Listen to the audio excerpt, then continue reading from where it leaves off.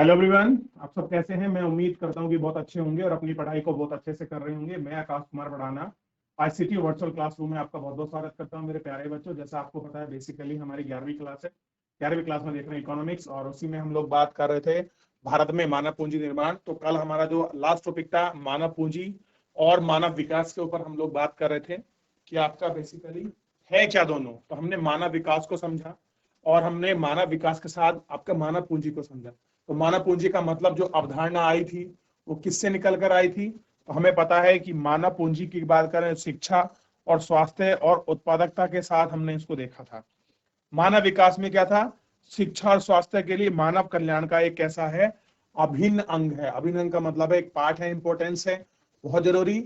और दीर्घ स्वस्थ जीवन की क्षमता है, जिसको चयन करना जरूरी है। मानव वस्तुओं को सेवा उपभोग, इन सभी को हम लोग इस लेक्चर के अंतर्गत एक एक करके बहुत अच्छे से हम लोग इसमें गौर करके आपका देख चुके हैं। हम इसमें एक एक करके बहुत अच्छे से आपका बात भी कर चुके हैं। क्लियर है, और हमें इसको अच्छे से देखना भी। कह रहे हैं कि इस खंड में हम भारत में मानव पूंजी निर्माण का विश्लेषण किया जा रहा है। क्या कह रहे हैं, ये जो खंड है, इस खंड में विश्लेषण करने का जो है, हम लोग मानव पूंजी निर्माण का विश्लेषण करेंगे कि आखिर में जो हमारा मानव पूंजी निर्माण है वो क्या है, किस तरीके का है, कैसा है। इसी पर हम लोग आपका अपना विस्तृत जो है विश्लेषण हम लोग इसके अंतर्गत आपका करेंगे। हम पहले ही पढ़ चुके हैं कि मानव पूंजी निर्माण शिक्षा, स्वास्थ्य, कार्यस्थल, प्रशिक्षण, प्रवसन और सूचना निवेश का परिमाण है। क्या है जो आपका मानव पूंजी निर्माण है, वो क्या है, शिक्षा होगी, आपका स्वास्थ्य हो गया, कार्यस्थल पर आपका प्रशिक्षण हो गया, प्रवसन हो गया, और सूचना में निवेश। ये सब इनके ही आपके रिजल्टेंट हैं। इनमें से शिक्षा और स्वास्थ्य मानव पूंजी के निर्माण के दो सबसे महत्वपूर्ण स्रोत हैं।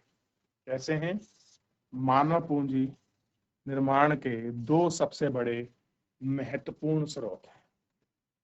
ठीक, हम जानते हैं कि भारत देश की प्रशासन व्यवस्था संघीय है, जिसमें केंद्र, राज्य और स्थानीय निकाय, नगर निगम, नगर पालिका, नगर पंचायत आदि है। क्या है, अगर आप इसको देखेंगे तो देश का जो प्रशासन है वो कैसा है, संघीय व्यवस्था है। संघीय व्यवस्था का मतलब समझते हैं, जब आप पॉलिटी को पढ़ेंगे तो आपको स्पष्ट रूप से आगे जाके क्लियर होगा कि हम लोग क्या है, संघ का मतलब है केंद्र स्तर के अलावा राज्य और स्थानीय स्तर पर भी सरकार का होना है। जैसे अगर आप लोग देखते हैं, संघ व्यवस्था के अंतर्गत देखेंगे तो एक राज्य सरकार होती है, एक केंद्र सरकार होती है और एक स्थानीय सरकार। तो अगर आप इनको गौर करके देखें तो आपको स्पष्ट रूप से मिलेगा केंद्र सरकार, राज्य सरकार और स्थानीय सरकार, ये सारे निकाय हैं। और कह रहे हैं कि नगर निगम, नगर पालिका, नगर पंचायत आदि भारत के संविधान के सभी स्तर के प्रशासन निकाय कार्य दायित्व का भी बहुत स्पष्ट रूप से निर्धारण करते हैं। कैसे करते हैं, बहुत स्पष्ट रूप से इनका निर्धारण किया जाता है। इस प्रकार शिक्षा और स्वास्थ्य दोनों पर ही आपका तीनों प्रशासनिक स्तर पर साथ वहन किया जाता है। चाहे आपका शिक्षा हो, स्वास्थ्य, ये दोनों चीजें हैं जिन पर खर्च करने की जिम्मेदारी है वो तीनों प्रशासन की, किसकी, केंद्र की, राज्य की और स्थानीय की। तीनों ही ये क्या करते हैं, इसके खर्च को आपका वहन करते हैं। स्वास्थ्य क्षेत्र में विस्तृत विश्लेषण हम चैप्टर नंबर 8 में करेंगे कि अगर हमको हेल्थ के विषय में और अच्छा पढ़ना है तो जो हमारा चैप्टर नंबर 8 है, तो चैप्टर नंबर 8 में हम लोग हेल्थ के विषय में और बढ़िया से इसकी आपका चर्चा करेंगे और इसको हम लोग आपका अच्छे से गौर करके इन सारे मुद्दों पर हम लोग बात करेंगे। कह रहे हैं, क्या आप जानते हैं कि भारत में शिक्षा और स्वास्थ्य की व्यवस्था की देखरेख कौन करता है। अब ये क्वेश्चन है कि भारत में जो आपकी शिक्षा है और जो स्वास्थ्य व्यवस्था है, इसकी देखरेख कौन करता है। तो भारत में शिक्षा क्षेत्र का विश्लेषण पूर्व हमें शिक्षा और स्वास्थ्य क्षेत्र में सरकार का की हस्तक्षेप पर विचार करेंगे कि कौन इस पे व्यवस्था करता है, कौन इस पे हस्तक्षेप करता है। इस चीज पर हम लोग आपका बड़े स्पष्ट ऐसे आपका विचार करेंगे। हम जानते हैं कि शिक्षा और स्वास्थ्य की देखरेख निजी और सामाजिक लाभों से उत्पन्न करती है। किससे करती है? निजी और आपका सामाजिक लाभों से उत्पन्न करती है। इस कारण इन सेवाओं के बाजार में निजी और सार्वजनिक संस्थाओं का अस्तित्व है। शिक्षा और स्वास्थ्य पर भी महत्वपूर्ण दीर्घकालीन प्रभाव डालते हैं और उन्हें आसानी से बदला नहीं जा सकता है, इसलिए सरकारी हस्तक्षेप अनिवार्य है। मान लीजिए कि जब भी किसी बच्चे को किसी स्कूल या फिर स्वास्थ्य देखभाल केंद्र पर भर्ती कराया जाता है जहां आवश्यक सुविधा नहीं प्रदान की जाती, तो इससे पहले बच्चे के अन्य संस्थान पर स्थानांतरित किए जाने का निर्णय लिया जाएगा। क्या किया जाएगा? उसको ट्रांसफर किया जाएगा। आप देखते हैं कि जब किसी बच्चे को आप लेकर जाएंगे, आप देखते हैं कि मान लीजिए किसी बच्चे को आप ले गए, मतलब जो आपका प्राथमिक केंद्र है वहां पर दिखाने के लिए ले गए। डॉक्टर ने कहा कि प्राथमिक केंद्र आने की मैं इसका जो आपका फर्स्ट एड है, जो जनरल उपचार है, प्राथमिक उपचार है, वो मैं कर देता हूँ, बाकी शेष उपचार करने के लिए आपको क्या है, बड़े अस्पताल जाना पड़ेगा। तो वो लोग क्या करते हैं? रेफर कर देते हैं।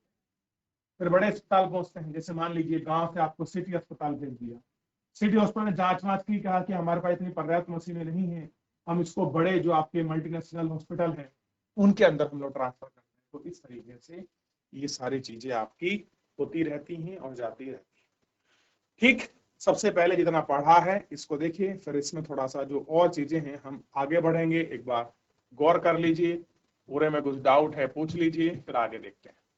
चलिए देख लिया इतना, आगे बढ़ते हैं। कह रहे हैं कि पर्याप्त मात्रा में हानि हो चुकी है। यही नहीं, इन सेवाओं में व्यक्तिगत उपभोक्ताओं की सेवा की गुणवत्ता और लागतों के विषय में पूर्ण जानकारी नहीं होती। इन परिस्थितियों में शिक्षा और स्वास्थ्य की उपलब्ध कराना ही संस्था का एकाधिकार प्राप्त करता है, कर लेती है। शोषण करने लगती हैं, और कभी कभी जब अगर किसी को एक ही बॉडी को या अगर सुपर पावर में हो जाए तो वो लोग क्या करती है? हमेशा शोषण की ओर आपका बढ़ती शोषण करने लगती है। सरकार की भूमिका एक स्वरूप यह हो सकता है कि वह निजी सेवा प्रापकों को उचित मानक के अनुसार सेवा देने तथा उचित कीमत पर उजागर करने के लिए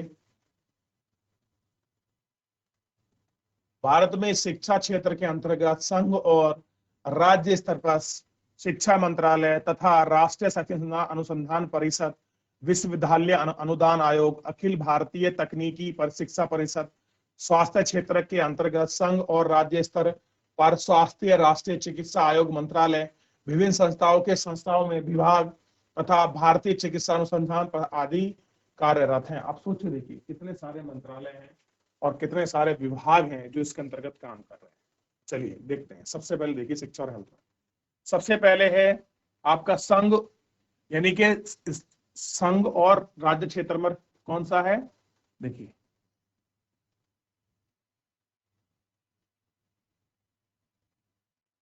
संघ और राज्य क्षेत्र पर क्या है? एक आपका शिक्षा मंत्रालय, राष्ट्रीय शैक्षणिक अनुसंधान परिषद, जिसको एससीईआरटी कहते हैं, एनसीईआरटी। फिर उसके बाद क्या है? राष्ट्रीय विद्यालय अनुदान आयोग, अखिल भारतीय आपका तकनीकी शिक्षा परिषद। तो स्वास्थ्य क्षेत्र के अंतर्गत अगर आप देखेंगे, हेल्थ के सेक्टर में देखेंगे तो संघ और आपका राज्य स्तर पर आपको क्या मिलेगा? राष्ट्रीय चिकित्सा मंत्रालय आयोग और विभिन्न संस्थाओं में स्वास्थ्य विभिन्न आयोग, यानी कि अलग मंत्रालय, ये दो हो गया। भारतीय चिकित्सा अनुसंधान परिषद कार्यरत है। तो शिक्षा में देखिए दो मंत्रालय यहां हो गए, एक और एक प्लस दो, एक ये हो गया शिक्षा के लिए, 3 विश्वविद्यालय आयोग, 4 अखिल भारतीय, 5 और तकनीकी विज्ञान, 6। तो 6 तो एजुकेशन में सेंट्रल लेवल पर हैं, और यहाँ 2 और एक 3 4 5 आपका हेल्थ में काम कर रहे हैं और 6 आपका एजुकेशन में। और बहुत सारे छुटवैये हैं जो इस सब पर पोषण तत्व वगैरह ये सब हेल्थ आपका न्यूट्रिशन पे ही काम करते हैं। तो ये सारी चीजें हो क्यों रही हैं? बेसिकली इनका एक ही पर्पस है, लोगों को मानव पूंजी बनाया जा सके, उसके लिए जो भी चीजें उपलब्ध हैं, जिन तत्वों की, जिन फैक्टरों की आवश्यकता है, उन सब चीजों को प्राप्त कराया जा सके और इनको देखा जा सके। कह रहे हैं कि भारत जैसे विकासशील देशों में जहां जनसंख्या एक विशाल वर्ग गरीबी रेखा से नीचे जीवन व्यतीत कर रही है। भारत कैसा देश है? अंडर डेवलपिंग, जिसको हम क्या कहते हैं? विकासशील देश। और कैसी जनसंख्या है मेरे प्यारे बच्चों? तो आप कहेंगे एक बहुत बड़ी विशाल गरीब जनसंख्या है। यानी कि जनसंख्या तो हमारे पास सबसे बड़ी है। आपको पता है पूरे विश्व में सबसे ज्यादा जनसंख्या रखने वाला देश कौन है? तो वो भारत है, हम है। और युवा जनसंख्या हमारे पास सबसे ज्यादा है। क्लियर है? बस समस्या क्या है कि हमारी जनसंख्या गरीबी रेखा से नीचे रहती है, बिलो पॉवर्टी लाइन है आपकी। अपर पॉवर्टी लाइन नहीं, बिलो पॉवर्टी लाइन है, और अपना जीवन व्यतीत कर रही है। कह रहे हैं लोग बुनियादी शिक्षा और सुविधा देखने के लिए पर्याप्त व्यय नहीं कर सकते, कि लोगों को अपनी चीजों करने के लिए जो पर्याप्त व्यय है वो खर्च आपका नहीं कर सकते। यही नहीं, भारत की अधिकांश जनता अति विशिष्ट स्वास्थ्य सेवाएं और उच्च शिक्षा का भार वहन नहीं कर पाती। और कह रहे हैं कि इस तरह से जो उनको शिक्षा करनी है वो सब चीजें आपका इसमें जो है वो वहन नहीं कर पाती।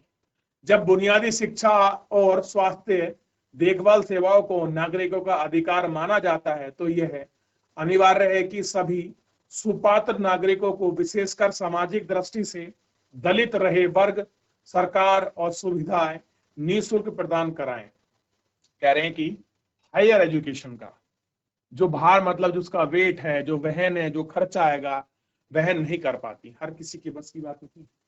तो कह रहे हैं जब बुनियादी शिक्षा यानी कि बेसिक एजुकेशन और बेसिक हेल्थ, ये सब चीजें प्रोवाइड कराने की जिम्मेदार किसका है? नागरिकों के लिए। तो हमें पता लगा कि बेसिक हेल्थ और बेसिक एजुकेशन प्राप्त कराने का जिम्मा अगर किसी के पास है, जिम्मा, तो वो किसके पास है? गवर्नमेंट के पास है, सरकार के पास वो दिया है कि सरकार की जिम्मेदारी है कि उसको कराए। और यह अनिवार्य है कि सभी सुपात्र नागरिकों को, सुपात्र मतलब जो उसके योग्य हैं, वो सारे नागरिकों को, विशेषकर सामाजिक दृष्टि से क्या है, दलित रहे वर्गों में सरकार की सुविधाओं को निःशुल्क प्रदान करें, 100% साक्षरता, और क्या करें, भारतीय की औसत उपलब्धियों का पर्यटन करने में वृद्धि। केंद्र तथा राज्य दोनों स्तर पर सरकार के पिछले कई वर्षों से अपनी शिक्षा क्षेत्र पर व्यय करने में वृद्धि।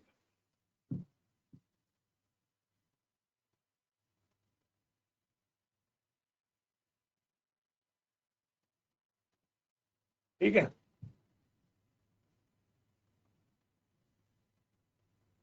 चलिए देख लीजिए, कुछ पूछना है पूछ लीजिए,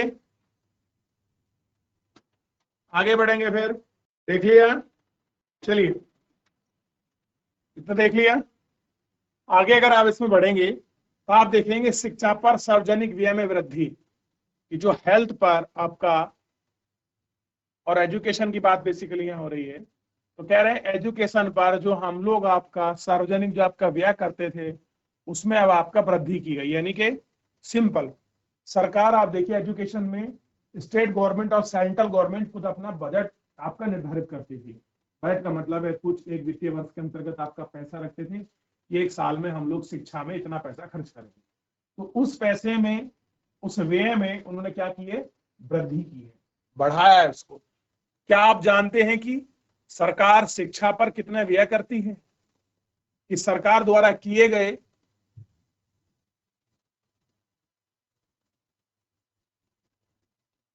शिक्षा पर कुल व्यय को अधिक सार्थक रूप से समझने के लिए हम इस व्यय को दो प्रकार से व्यक्त करते हैं। कह रहे सरकार कैसे उस पर अधिक सार्थक रूप से व्यय कर रही है, हम इसको दो प्रकार से समझ सकते हैं। पहला प्रकार देखिए, कह रहे हैं कि कुल सरकारी व्यय में इसका प्रतिशत, दूसरा है सकल स्कूल में उत्पाद में इसका प्रतिशत।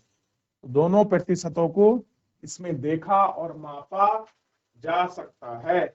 चलिए देख लिया। अब कह रहे हैं कि कुल सरकारी व्यय पर शिक्षा पर व्यय प्रतिशत सरकारी योजनाओं के शिक्षा के महत्व का सूचक है।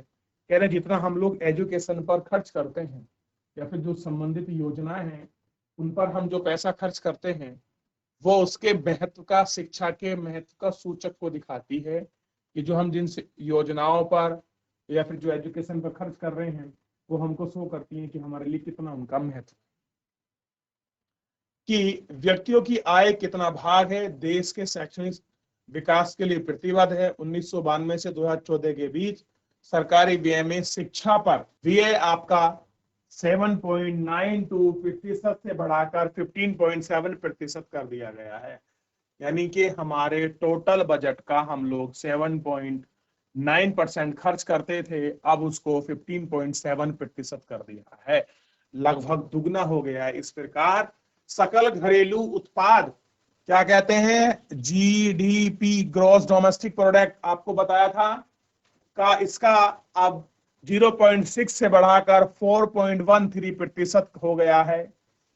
इस संपूर्ण समय अवधि में शैक्षणिक व्यय में वृद्धि समान नहीं रही है। इसमें क्या कह रहे हैं, अनियमित रूप से उतार चढ़ाव आते रहे हैं। यदि इस सरकारी व्यय के साथ हम व्यक्तियों द्वारा किए गए निजी व्यय, परोपकारी धन के, जो हम लोग सही रूप से, धर्मार्थ रूप से जो हम लोग उसको यूज करते हैं, ठीक, संस्थाओं के शैक्षणिक संस्था को शामिल कर, शिक्षा पर कुल व्यय और अधिक होना चाहिए। जो एजुकेशन है उस पर जो खर्च है वो और अधिक होना चाहिए। कुल शिक्षा पर व्यय का एक बहुत बड़ा हिस्सा प्राथमिक शिक्षा पर खर्च होता है। कह रहे ये बात तो सही है कि आप पैसा खर्च कर रहे हैं, लेकिन पैसा और भी खर्च होना चाहिए। क्यों? क्योंकि प्राइमरी एजुकेशन पे भी एक बहुत बड़ा हिस्सा खर्च होता है। उच्च स्तरीय शैक्षणिक संस्थान, उच्च शिक्षा संस्थान जैसे महाविद्यालयों, बहुतकनीकी संस्थान और विश्वविद्यालय आदि पर होने वाले व्यय सबसे कम है। कैसे हैं? होने वाले जो व्यय हैं वो आपके सबसे कम है। ठीक, यदि औसत रूप से सरकार उच्च स्तर पर शिक्षा पर बहुत कम व्यय करती है, किंतु प्रतिशत विद्यार्थी उच्च स्तर शिक्षा पर व्यय प्राथमिक व्यय की तुलना में अधिक है। कह रहे कि जो हायर एजुकेशन है उसको देखें और जो आपका प्राइमरी एजुकेशन देखें, तो प्राइमरी एजुकेशन का खर्च ज्यादा है तुलनात्मक रूप से हायर एजुकेशन का जो खर्च है उससे। क्लियर है? ये आपको ध्यान रखना है, ऐसा है उस पर है। ठीक, इसका अर्थ यह नहीं है कि वित्तीय संस्थान में उच्च स्तर से प्राथमिक स्तर की ओर आपका कर दिया है। ऐसा नहीं है कि हम लोग आपका प्राइमरी से उसमें कुछ आपका ट्रांसफर कर रहे हैं, नहीं। इसका अर्थ यह नहीं है कि वित्तीय संस्थान पर ट्रांसफर कर रहे हैं। जैसे जैसे हम विद्यालय शिक्षा का प्रसार करेंगे तो उच्च शैक्षणिक संस्थान में प्रतिशत और अधिक शिक्षकों की आवश्यकता होगी।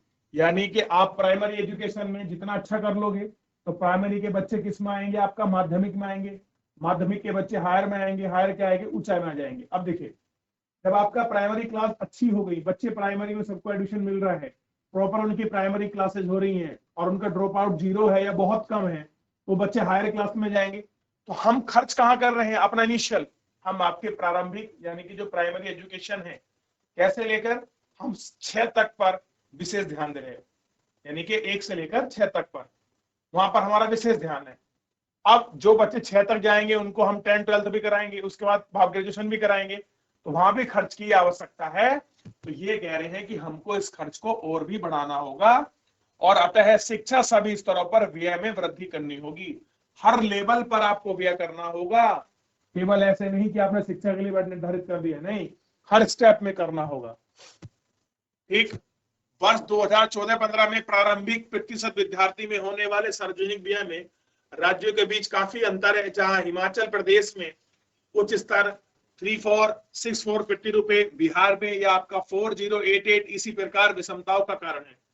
अब कहीं पर अलग है, कहीं पर ज्यादा है, तो ये जो आपको डिफरेंशिएशन मिलता है, जो आपको डिफरेंटल है, ये थोड़ा प्रॉब्लम करता है।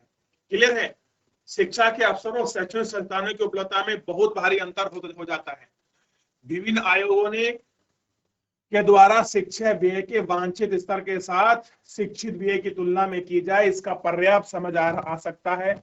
शिक्षा आयोग ने सिफारिश की थी कि शैक्षणिक उपलब्धियों का स्तर दर में उल्लेखनीय सुधार के लिए सकल घरेलू उत्पाद को कम से कम 6% शिक्षा किया जाना है। कह रहे कि जितना आप देखेंगे, जितनी आपकी वृद्धि हो गया उसका 6% आपको इसमें खर्च करना ही होगा। भारत सरकार ने बच्चों को मुफ्त और अनिवार्य शिक्षा का अधिनियम का कानून बनाया है। सरकार ने क्या कही है कि जो हमारे बच्चे हैं उनको हम फ्री और अपने इसमें एजुकेशन जो है वो आपके प्रोवाइड करें। कैसे देंगे? फ्री एजुकेशन हम लोग देंगे। देख लिया?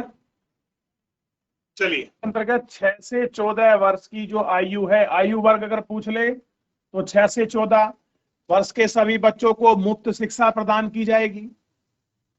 और 1999 भारत सरकार द्वारा नियुक्त की गई कौन सी तपस्म मजदूर आपका समिति में अनुदान लाया है कि 6 से 14 वर्ष के आयु बच्चों को सभी को स्कूली शिक्षा पर व्यवस्था में शामिल करने के लिए 1998-99 से 2007 तक के 10 वर्षों की अधिकतम 1.3 लाख करोड़ रुपए का व्यय करना होगा। सकल घरेलू उत्पाद के 6% के स्तर पर तुलना में वांछित वर्तमान में 4% व्यय बहुत कम है। आने वाले वर्षों में 6% के लक्ष्य पर पहुंचने की आवश्यकता है। यानी कि हम लोग, हमारा जो टारगेट है प्राइमरी एजुकेशन में टोटल अपनी जीडीपी का हम लोग 6% हमको खर्च करना है। तो आपका कुछ इस तरह से आपको क्या करना पड़ेगा, हमको अपने जो हमारे जो स्कूल हैं उनका जो इंफ्रास्ट्रक्चर है वो इस तरह से डेवलप करना पड़ेगा। और आप देख रहे हैं राज्य सरकार हो, भारत सरकार हो, शिक्षा के लिए निरंतर एक प्रयास करती आ रही है। किसी कोई डाउट है, कोई क्वेश्चन है मेरे प्यारे बच्चों, मुझसे पूछ लीजिए, फिर आगे बढ़ेंगे। किसी बच्चे का कोई डाउट, कोई क्वेरी? चलिए, कोई क्वेरी, कोई डाउट नहीं है तो फिलहाल मेरे प्यारे बच्चों आज के इस लेक्चर में इतना ही। मिलते हैं नेक्स्ट लेक्चर में। तब तक अपना ध्यान रखिए, स्वस्थ रहिए और अपनी पढ़ाई को बहुत अच्छे से करते रहिए। मुझसे जुड़ने के लिए आपका बहुत बहुत धन्यवाद।